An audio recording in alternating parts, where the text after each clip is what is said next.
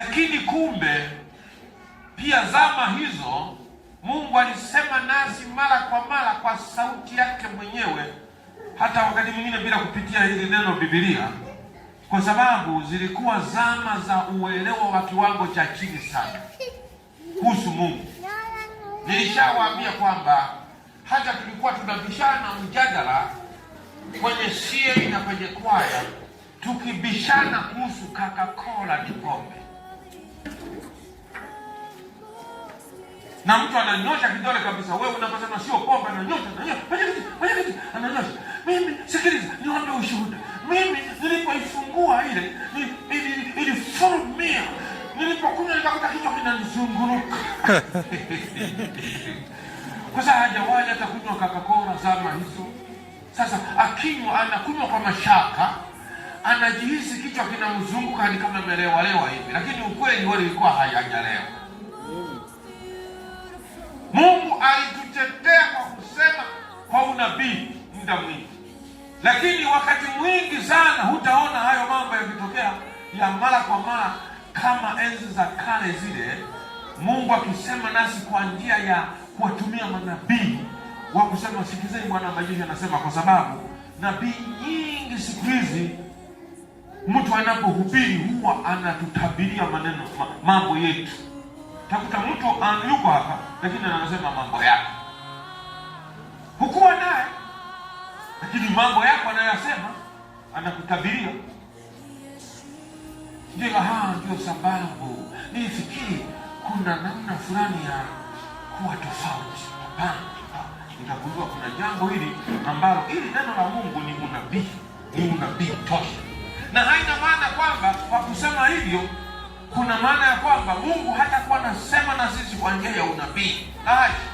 Ila haiwezi kuwa mara kwa mara kama enzi ambazo hata hakukuwa Biblia. Na nyakati hizo tunaokoka sisi, kupata Biblia ilikuwa kazi, ilikuwa muziki. Kuwa na Biblia kubwa kama ilikuwa muziki.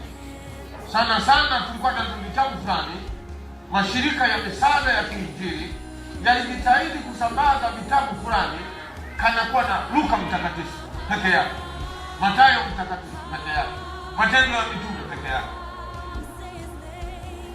Marko peke yake, kana Injili ya Yohana peke yake.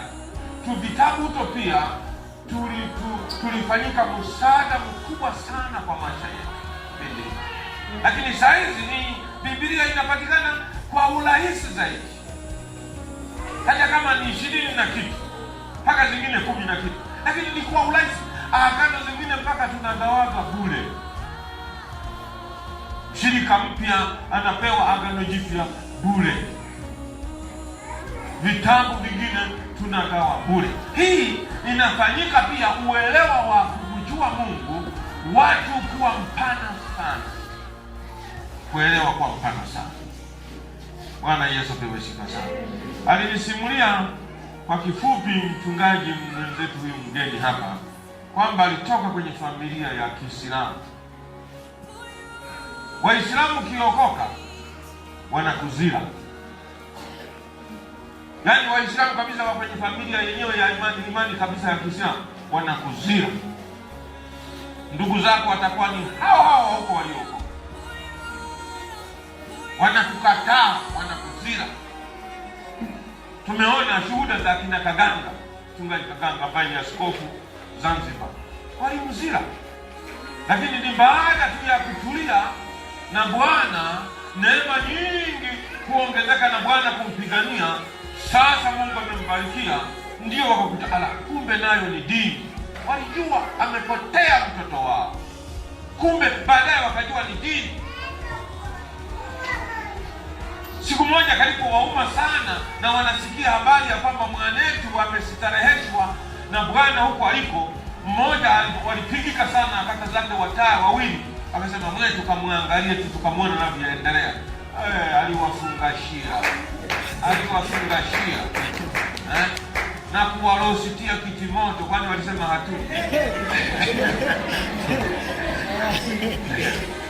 Walikula na akawafungashia vizuri na kanga za zao na nini. Walipoenda kule nyumbani, ni kweli mmemkuta yeye, ndio dini nzuri, ni mtu mzuri, ni mtu mzuri. Wakajifungasha na wake zake, wao nao kwenda kuangalia, wakaacha kuchukia Ukristo. Wengine wakaanza na kukata shauri. Unajua, usimcheke mtu aliye kwenye imani tofauti na wewe, hajafunuliwa, hajui. Hata mimi nilikuwa sijui. Kwanza niona kama wanalia mizimu tu, imani mizimu. Kama mizimu. Tena na wengine walikuwa wachanga wa imani hiyo ya Kiassemblies. Walikuwa wanasali penye baramwezi. Mungu! Mwezi unawaka. Ana mashetani. Sasa tasali vizuri, anatoka nje kwenye baramwezi na watu.